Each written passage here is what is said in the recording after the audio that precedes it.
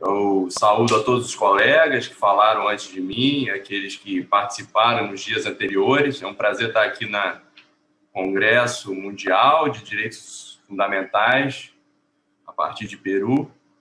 E num dia que para nós no Brasil era para ser um dia de celebração, num dia que para nós no Brasil era para ser um dia de comemoração, no sentido de memorar com, de encontrar os outros membros da sociedade brasileira para reavivar a memória quanto às dores produzidas pelo racismo e para celebrar o pensamento e as ações antirracistas. Nós tivemos simbolicamente um assassinato no dia de hoje no Brasil, na verdade ontem à noite, nas vésperas do Dia da Consciência Negra. E eu entendo que seja muito simbólico esse assassinato e que seja um mote para a gente pensar, refletir no encontro de hoje, nesse encontro aqui, sobre os nossos problemas sociais, sobre as nossas características históricas, nossas dificuldades educacionais, como o professor anterior mencionou, inclusive. Eu quero tratar nesse nosso encontro de hoje da relação entre desigualdades sociais e processos democráticos. E eu quero tratar desse tema enfocando 3 aspectos que eu quero perpassar por esses 3 aspectos ao longo da minha fala. Uma breve fala, uma breve reflexão, mas que eu prezo como muito necessário para a gente repensar os nossos próprios processos. Em primeiro lugar, pensar a importância da história para nós. Em segundo lugar, pensar a importância da democracia. E, em terceiro lugar, a importância da educação. Sem história, sem democracia e sem educação, a gente não vai conseguir efetivar o Estado Democrático de Direito. Quando eu chamo primeiro a atenção para a questão da história, eu quero lembrar a vocês um autor que talvez não seja muito conhecido do campo do direito, chamado Bendix, um autor alemão. E Bendix vai chamar a atenção para a necessidade de que cada sociedade se dedique a escavar o seu próprio processo histórico, que cada sociedade se dedique a recuperar os seus próprios processos históricos. E nós estamos na América Latina, e nós somos latino-americanos, e nós precisamos urgentemente recuperar os nossos próprios processos dos nossos países, de onde nós vivemos, de onde nós viemos.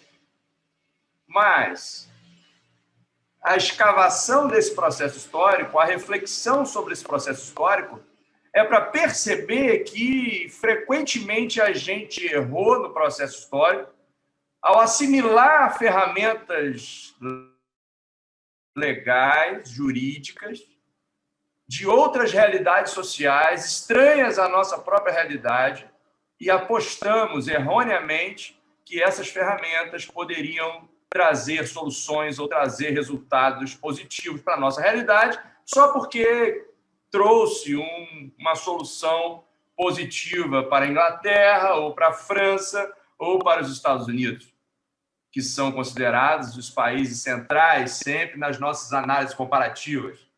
O que eu estou chamando a atenção quanto a esse primeiro ponto, que é a questão da valorização da história, é que a gente interrompa esse processo de imitar, de copiar as soluções empreendidas, implementadas em outras realidades sociais.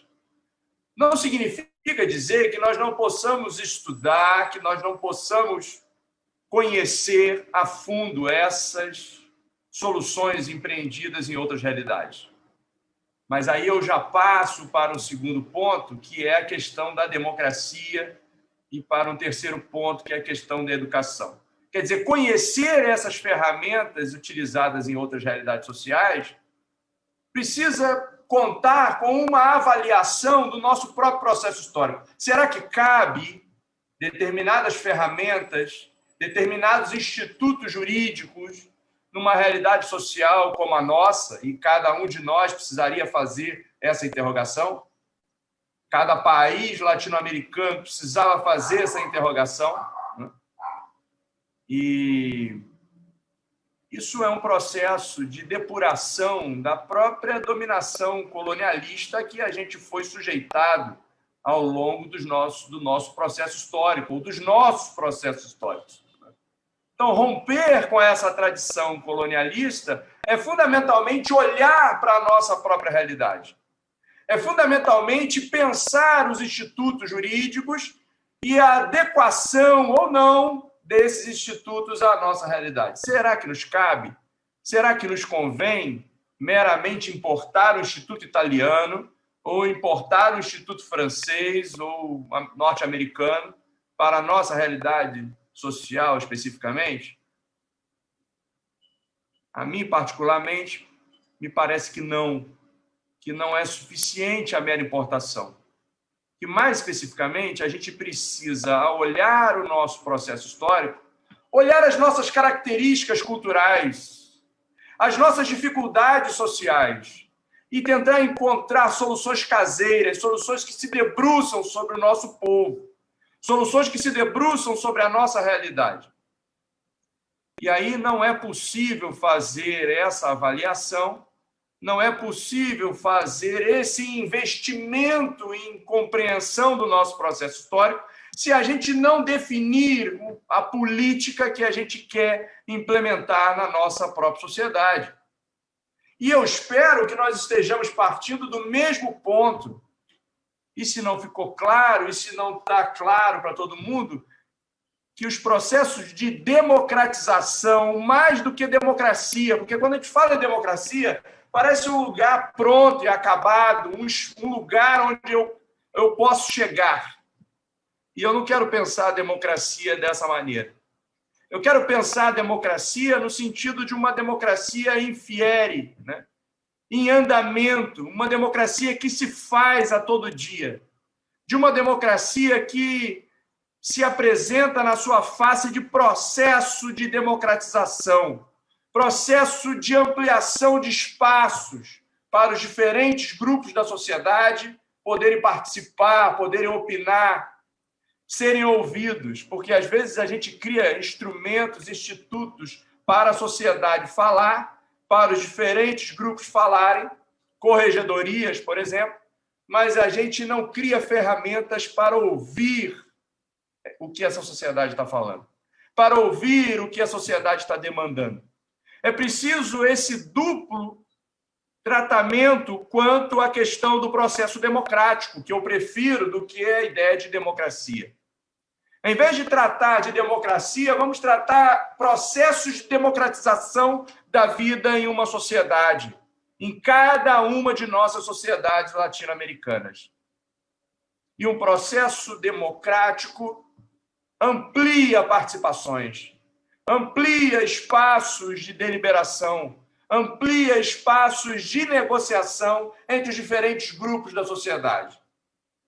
Mas existem alguns patamares, existem algumas questões que são muito fundamentais, que precisam ser sacramentadas.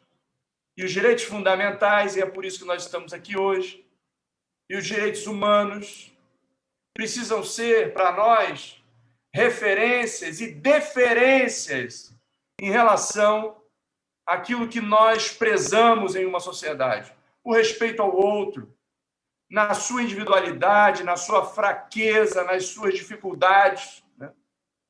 Seja esse outro da maneira que for, mas considerando sempre o outro como um nacional como nós, como um membro de uma sociedade nacional que é a nossa, qualquer uma das nossas sociedades nacionais latino-americanas. Portanto, não dá só para recuperar o processo histórico, e eu estou tentando estabelecer essa conexão, não dá só para recuperar o processo histórico sem também conectar o processo histórico com fundamentos, com patamares muito elementares de uma vida social que gravita em torno dos direitos fundamentais.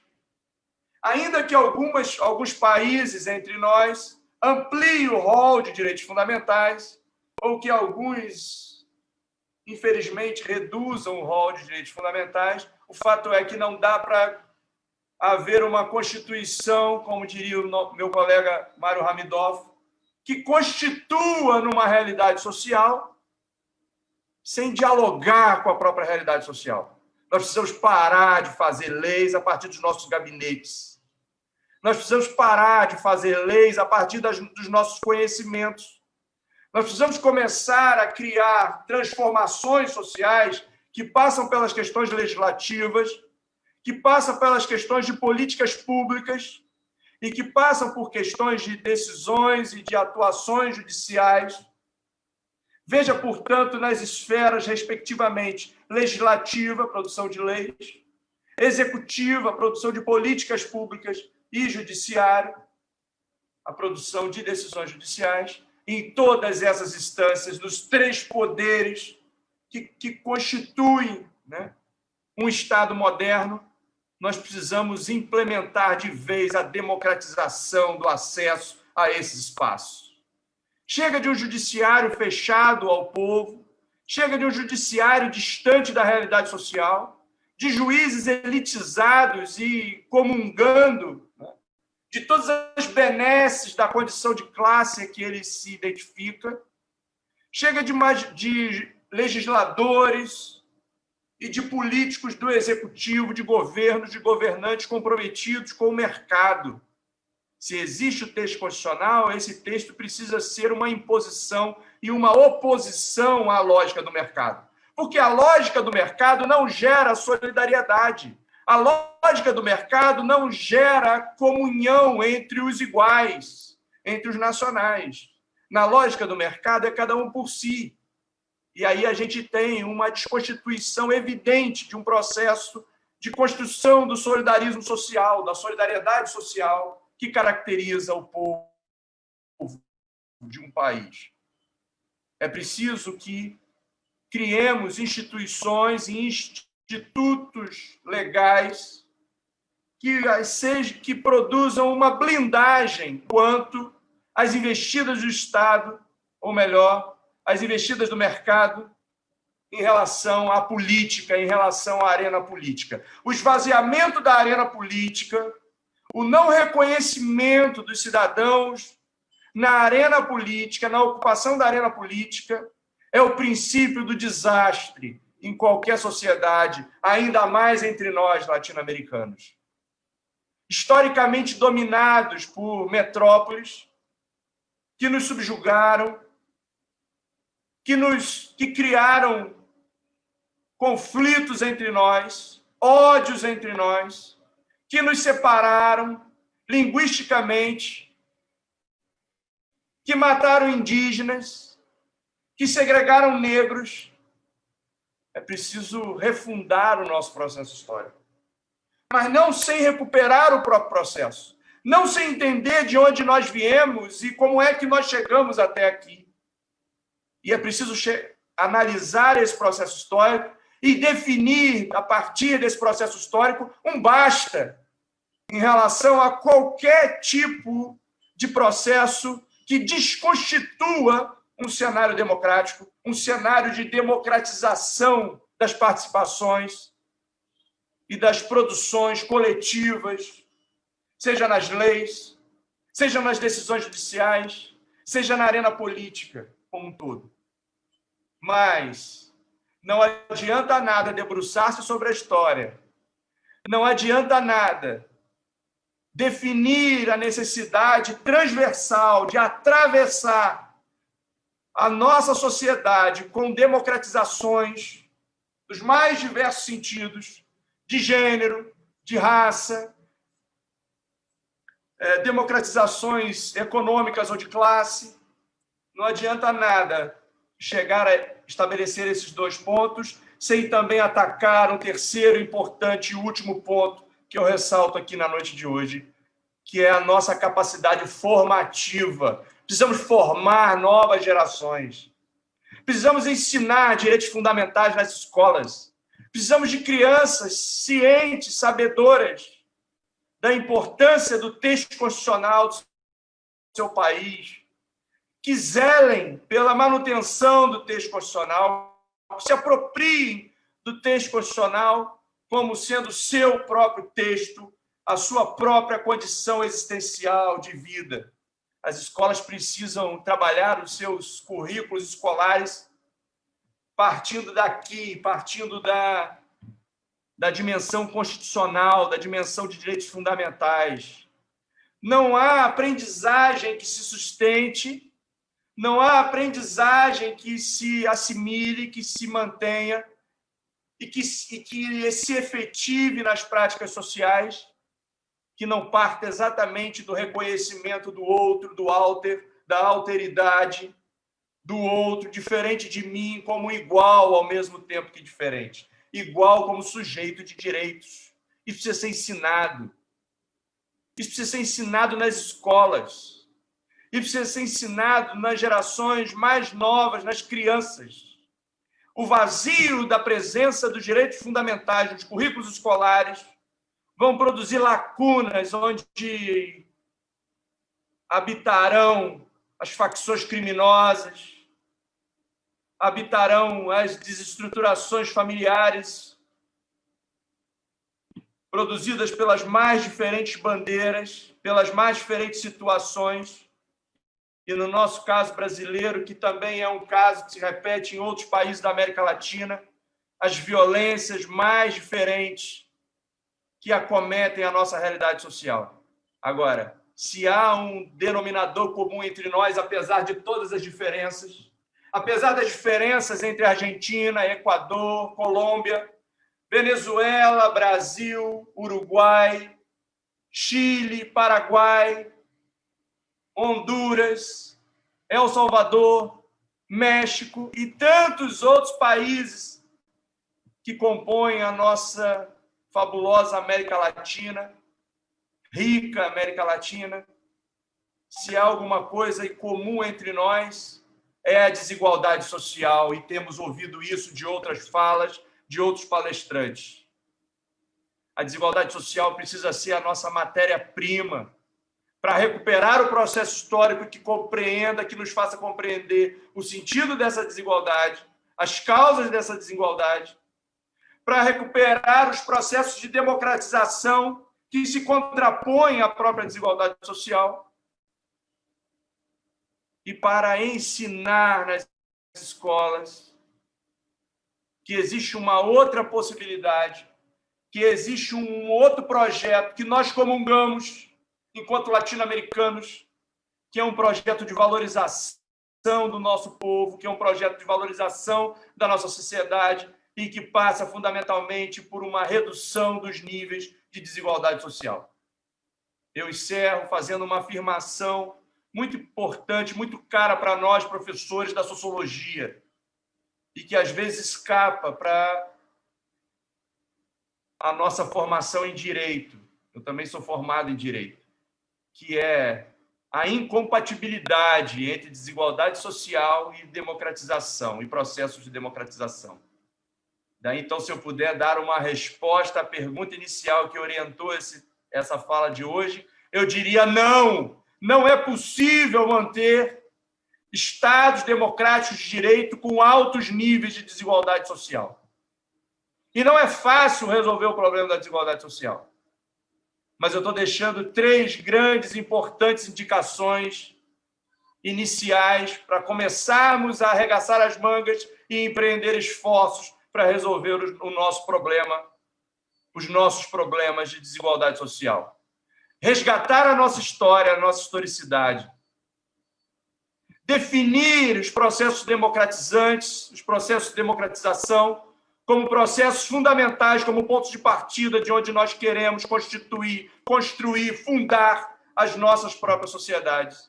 E, em terceiro lugar, ensinar às crianças a possibilidade de uma nova vida, de uma nova sociedade, necessariamente eliminando ódios, necessariamente compreendendo as nossas dificuldades, as nossas limitações, os nossos processos históricos e apostando e dando um passo importante na construção de um novo futuro que começa agora, que já começou. Obrigado a todos, obrigado pelo convite e até o nosso próximo encontro. Muchas gracias a usted, doctor, por su disertación en esta noche. Ahora vamos a invitar entonces al doctor José Emilio Jusami, de Argentina,